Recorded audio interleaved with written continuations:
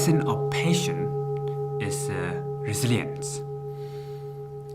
So normally in our life,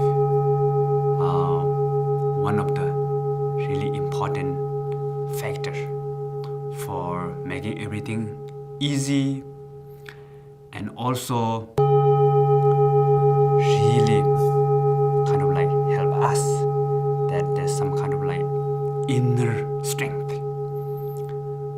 Although our life is like a wave of the ocean, go up and down, but the patience is really helps our life to walk through all this up and down. And even though life goes up and down, but you can learn from there. And these ups and downs of life, it may not become obstacle for you. So if you practice the patience. So sometimes we give example, patience is like water. The water is very flexible and very soft, but also it is very strong.